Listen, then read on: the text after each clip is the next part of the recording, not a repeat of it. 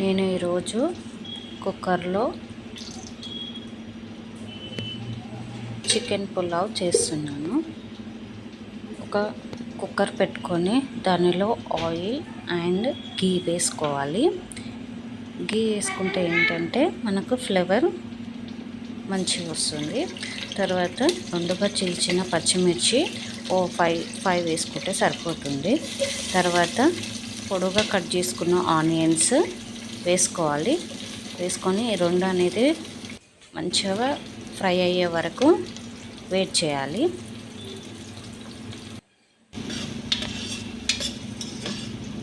Fry అయ్యే వరకు wait చేశాక మంచిగా చాప్ చేసుకున్న చిన్నగా కట్ చేసుకున్న టమాటోస్ ఒక 2 వేసుకుంటే బాగుంటుంది. అవి టమాటా కూడా మంచిగా మెత్తగా అయ్యే వరకు మనం ఫ్రై చేసుకోవాలి. ఫ్రై చేసుకున్నాక ఇందులో కొత్తిమీర పుదీనా కట్ చేసుకున్న పుదీనా వేసుకోవాలి.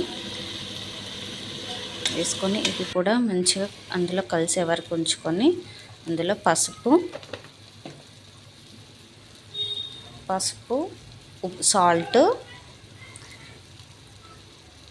తగినంత పసుపు తగినంత సాల్ట్ వేసుకోవాలి. మరి ఎక్కువగా పసుపు వేసుకున్న పసుపు స్మెల్ వస్తుంది.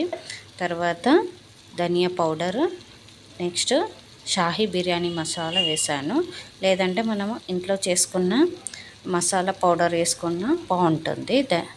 నెక్స్ట్ ఇందులో కొంచెం నేను కారం వాడుతున్నాను. పచ్చిమిర్చి 5 వేసుకున్నాక వచ్చి లైట్గా చిల్లీ పౌడర్ వేసుకున్నాను. అది మంచిగా ఫ్రై అయ్యాక మనము కొద్దిసేపు ఉంచాలి. ఉంచితే ఆ పౌడర్లు మొత్తము ఆ టమాటోకి దానికి పడుతుంది. నేను మ్యాగ్నేట్ చేసుకొని పెట్టాను చికెన్. అందులో లైట్గా కారము, ఉప్పు, పసుపు, కొంచెం చికెన్ మసాలా వేసి మ్యాగ్నేట్ చేసుకొని పక్కన పెట్టుకున్నాను.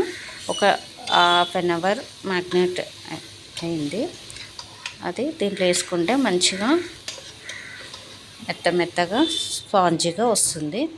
అది కొంచెం మనకు ఫ్రై అయ్యాక మనకు ఎంతైతే బాస్మతి బియ్యం యూజ్ చేస్తున్నాం కాబట్టి ఒక గ్లాస్కి 1.5 గ్లాసు వాటర్ తీసుకోవాలి. అప్పుడే మనకు రైస్ అనేది మంచిగా ఉడుకుతుంది. నెక్స్ట్ ఈ బాస్మతి రైస్ ½ an hour ముందు నానబెట్టుకున్నాను.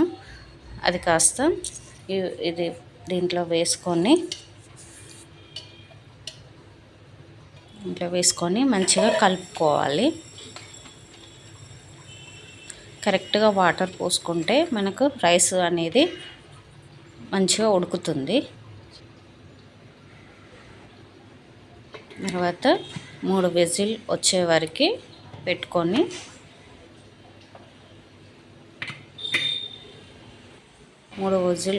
వచ్చే వరకు ఉంచుకోవాలి. 3 విజిల్ వచ్చాక ఎమ్మటే తీయకూడదు. 5 minutes అయ్యాక తీస్తే యమ్మీ చికెన్ పులావ్ రెడీ. దాంట్లో కొంచెం నిమ్మరసం పెట్టుకొని తింటే బాగుంటుంది.